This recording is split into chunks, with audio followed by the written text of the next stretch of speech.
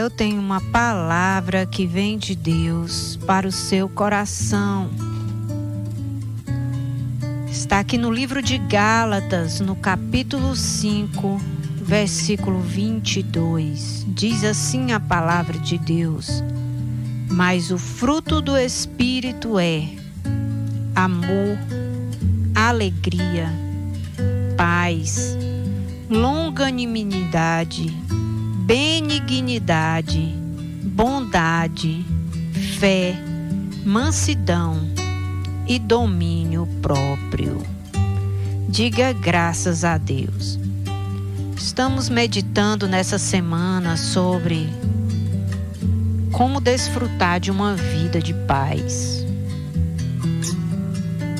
A paz é algo muito precioso que nós devemos amar, ser amantes da paz, ser amigos da paz, porque você pode viver um ano de paz e um dia mal, parece que aquele dia mal quer estragar o ano de paz que você teve. Meu Deus, amado Deus.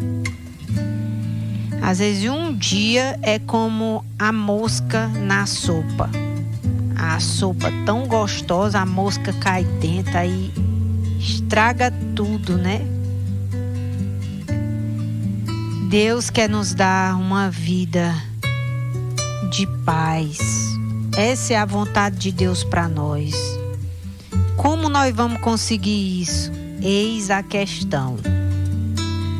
E é sobre isso que nós vamos falar um pouco nessa manhã, continuar falando, até isto se tornar uma realidade na nossa vida. O que nós acabamos de ler aqui em Gálatas? Que a paz é um dos frutos do Espírito Santo. É um dos frutos do Espírito Santo. Isso quer dizer que não é fruto do meu esforço apenas. É 90% o agir do Espírito Santo na nossa vida e 10%, digamos que seja de nós. Junto com o Espírito Santo, cooperando com Ele. Mas quem vai produzir essa paz é, na verdade, o Espírito Santo. E cabe a cada um de nós mantermos aquilo que o Espírito de Deus está gerando dentro de nós e deixar que isso flua dentro da nossa casa, no nosso trabalho.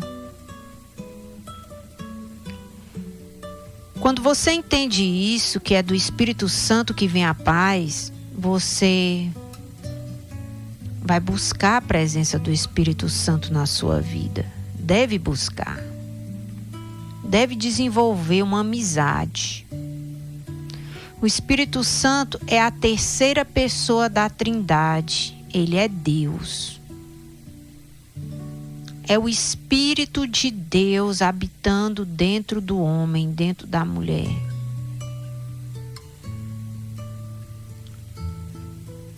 E a presença de Deus, a presença do Espírito Santo, é para nos guiar, é para nos orientar,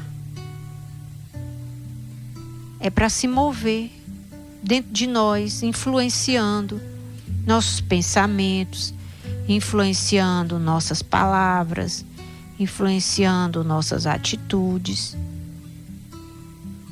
Mas muitas vezes o Espírito Santo, ele não tem muita liberdade para agir na nossa vida e na nossa casa, porque o nosso lado carnal, as nossas vontades, lutam contra a vontade dele. Ele tem uma vontade para ser estabelecida na nossa vida, mas também tem a nossa própria vontade, que às vezes é fazer o contrário do que ele está dizendo. do que Ele está nos ensinando. E aí fica aquela luta entre a carne e o espírito, entre a minha vontade e a vontade de Deus. Quem vai vencer? Tem algumas atitudes que levam ao Espírito de Deus vencer, prevalecer, a vontade dele governar sobre nossas vidas. Quando a gente tem uma vida de oração, quando a gente vai se desviando do mal, quando a gente medita na palavra de Deus, ouve e medita e começa a colocar em prática o que você está ouvindo. É como que você fosse ganhando músculos espirituais. Você não vê, mas você está ficando cada vez mais forte. Um problema que te derrubava, que te levava à depressão, que fazia você perder muitos dias triste, sofrendo, aí você vai perceber que à medida que você vai buscando a Deus e fazendo essas coisas que eu acabei de falar, você vai percebendo que você vai superando suas dificuldades e limitações com mais rapidez. E um problema, uma situação que antes te adoecia, te engessava, agora ela não tem mais o poder mais de te acorrentar e de te atormentar. Porque a vontade do Espírito de Deus está prevalecendo, está vencendo a sua carne. Você vai ter dias que você vai se achar fraco, como toda pessoa tem esses dias. Dias que você pode estar cansado, dias que acontece uma coisa ruim com você ou com alguém que você ama, uma má notícia. Até mesmo pode acontecer uma deslealdade, uma traição, que são problemas comuns dentro de muitas famílias. Rejeição. E você não fica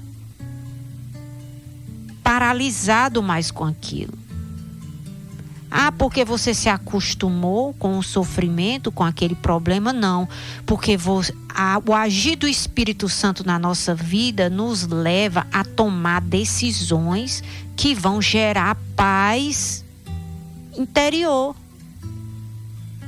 Algumas dessas decisões nós podemos citar o arrependimento. O arrependimento, quando você faz uma coisa que deu errado e você se arrepende, você vai ser restabelecido a sua paz. Se você fez errado com alguém e você pede perdão, você vai resolver aquela questão que vai gerar o quê? Paz na sua vida. Quem nos leva ao arrependimento e quem nos dá essa capacidade de pedir perdão? O Espírito Santo, que nos ajuda, que nos amostra, nos convence dos nossos erros e nos amostra o que devemos fazer. Ele fala na mente, ele usa a palavra de Deus, ele lembra o que está escrito para nós, que já conhecemos, que já ouvimos a sua palavra. Ele vai lhe lembrar de um texto da Bíblia, de uma mensagem que você ouviu da palavra de Deus, trazendo a resposta, a saída e o que você deve fazer em circunstâncias que, quando você ouviu essa palavra, você nem sabia que ia passar por aquilo ali. Às vezes a pessoa diz: a palavra hoje não falou comigo, mas o que Deus está querendo te ensinar com aquela palavra, Ele vai cobrar lá na frente a resposta. É igual aquele aluno que vai para a escola e ele assiste a aula o mês todinho, mas na frente vem a prova. Assim são as circunstâncias que a gente vai passando na vida. A palavra de Deus sempre vai nos orientar antes, se você estiver ouvindo a palavra. Para que quando você enfrentar aquela situação, você saber o que vai fazer.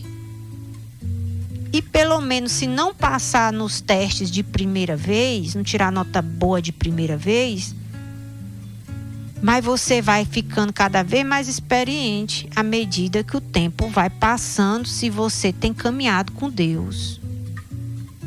Você vai descobrir vários jeitos que não funcionam. Você vai descobrir que tem coisas que você e eu fazemos por muito tempo do mesmo jeito e não funciona. Não gera paz, não gera resultados desejados. Aí é nessa hora que Deus fala com a gente e diz: olha, desse jeito aí, você já tentou várias vezes, não funciona. Faça desse jeito bem aqui. E às vezes esse processo de fazer do jeito que Deus está dizendo, para muitos leva muitos anos, para outros já são mais velozes. E a minha oração nessa manhã é que você não se atrase, você não tire muitas notas vermelhas, que por mais que a instrução de Deus seja difícil de imediato para a gente obedecer, quando Deus nos diz para fazer algo que nós nunca fizemos, ou algo que já fizemos antes, mas não permanecemos fazendo, a gente fez, mas não sustentou. A minha oração é que Deus te sustente naquilo que Ele tem te orientado a fazer, por mais difícil que pareça ser. E até rimou, né? Você quer ter paz? Salmo 119, versículo 165, diz assim: muita paz tem os que amam a tua lei, e para eles não há tropeço. Diga glória a Deus. Ame a palavra de Deus. Acredite nela. Tenha os conselhos da palavra de Deus como algo precioso para você. Não rejeite a instrução.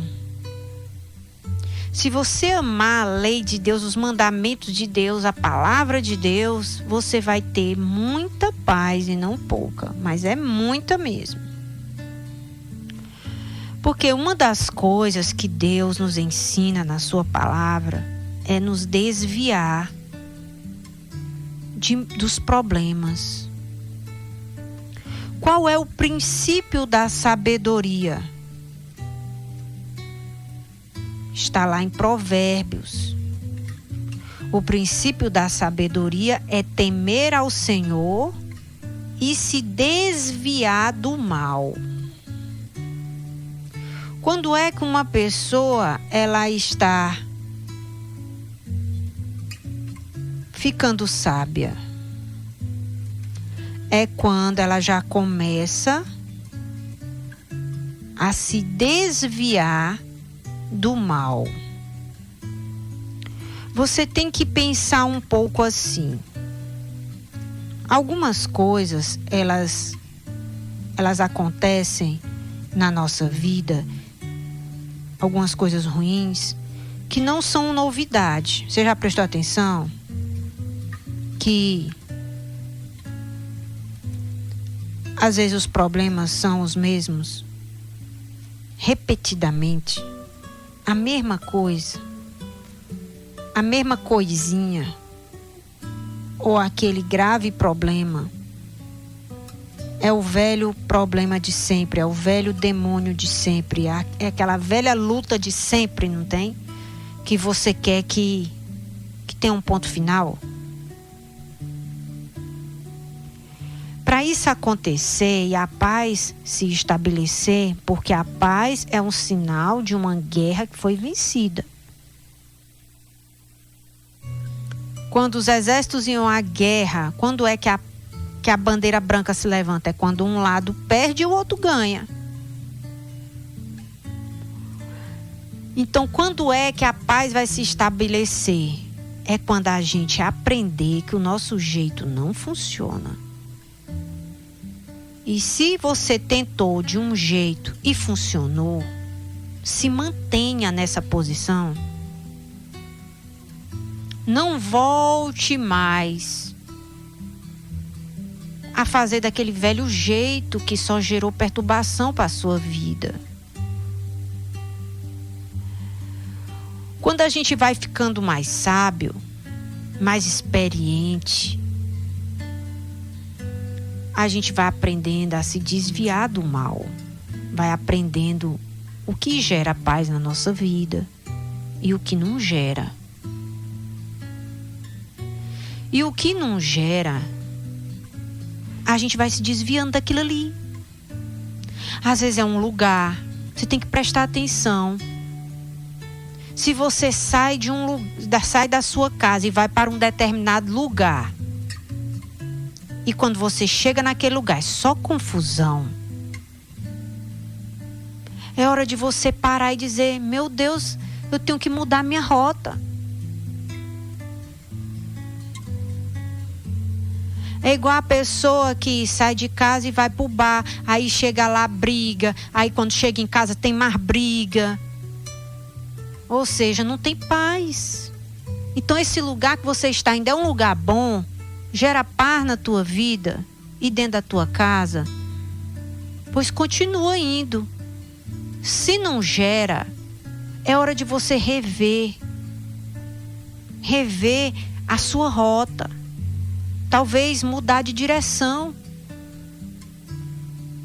O único lugar que você não deve mudar a sua direção, mesmo que chova canivete, porque toda regra tem sua exceção, é a casa de Deus.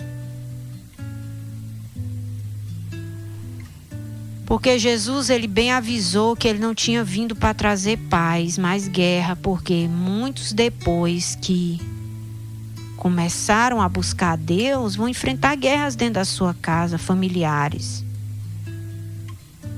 Vai ter alguém dentro da sua casa, usado pelo mal, que não quer que você se aproxime de Deus. É um fato.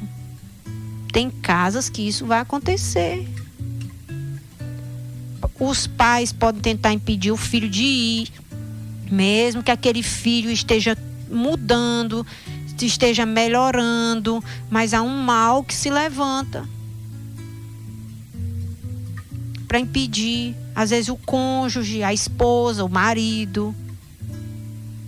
Há um mal que age para afastar as pessoas de Deus. Por isso eu quero dizer que dentre esses lugares que pode gerar uma contenda na sua vida ou falta de paz, há uma exceção que é a casa de Deus. Porque mesmo que algum conflito se levante dentro da tua casa por causa da casa de Deus, do teu ir buscar a Deus, quem vai vencer vai ser sempre você que está indo. Porque dentro de você vai ter paz,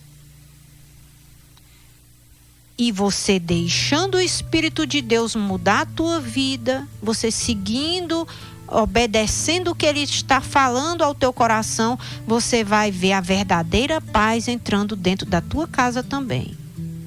Eu digo isso porque foi assim que aconteceu quando eu me converti. Quando eu me converti, eu enfrentei oposição dentro da minha casa. E para eu poder ir livremente à casa de Deus, teve que acontecer um acidente muito grave envolvendo toda a família, que quase toda a família morreu naquele acidente. Mas eu que estava dentro daquele carro não sofri um dano. o pai, a mãe quase vai pro além. E o pior era que ia sem Deus.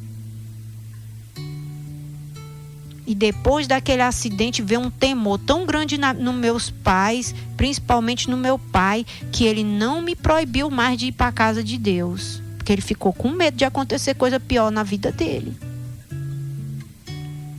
Deus foi e resolveu o conflito.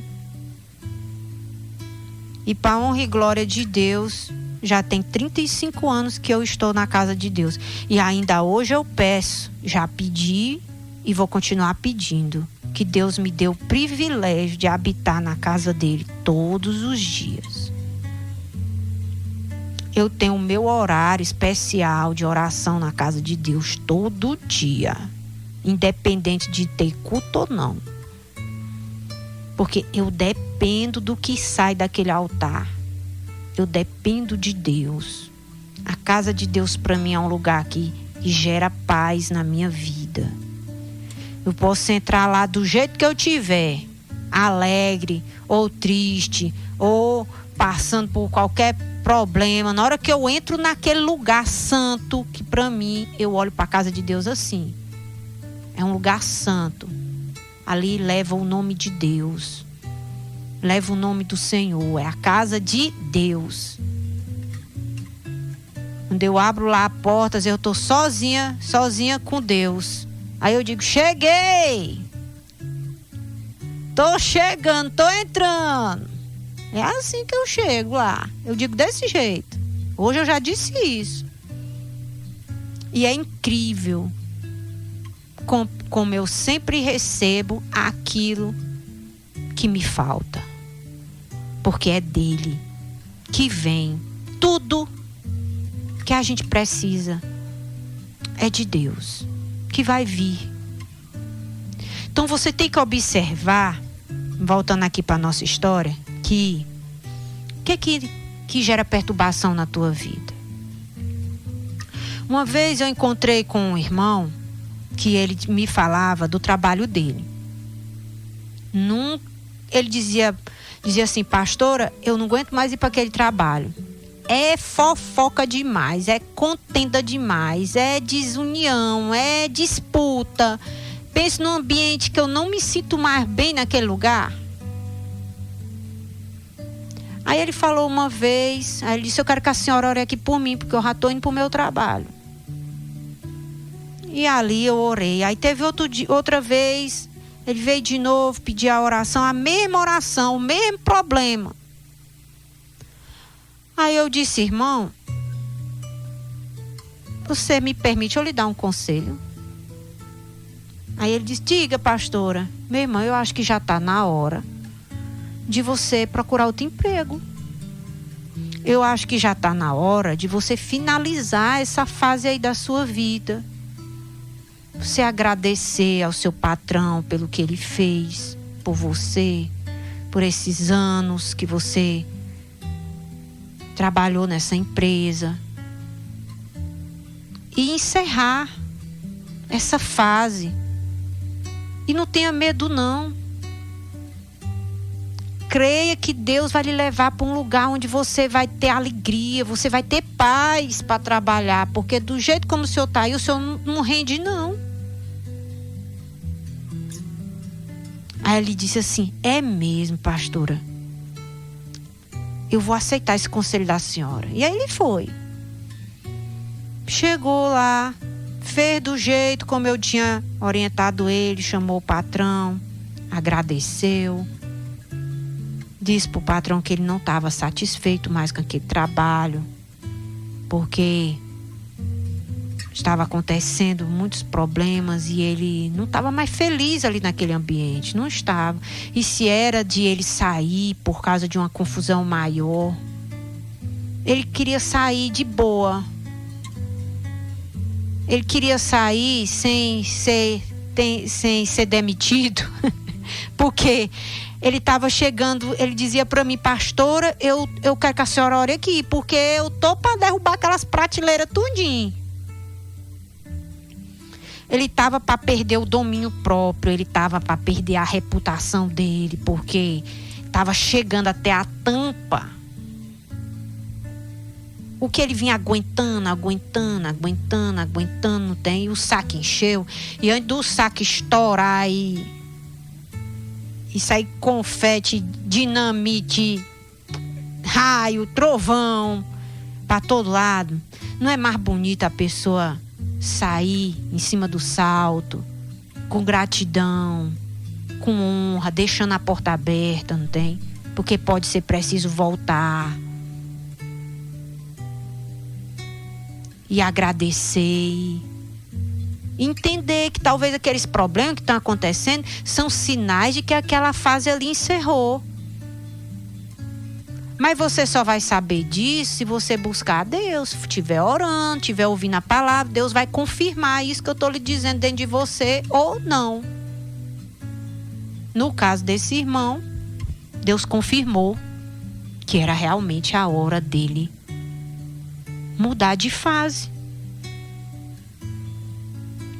E foi incrível, porque foi algo tão maravilhoso que quando ele tomou essa decisão, uma nova porta se abriu e ele começou a trabalhar naquilo que ele mais gostava de fazer.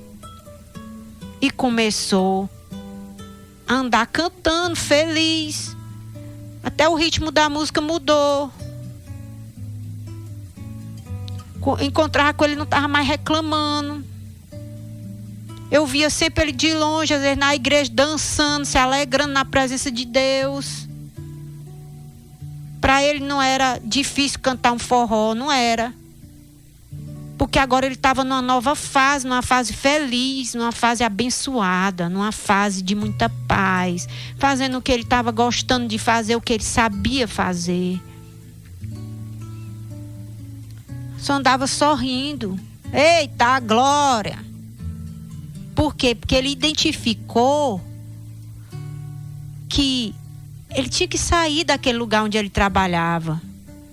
Aquilo ali era a fonte da falta de paz na vida dele. Então você precisa identificar o que é que está roubando a tua paz.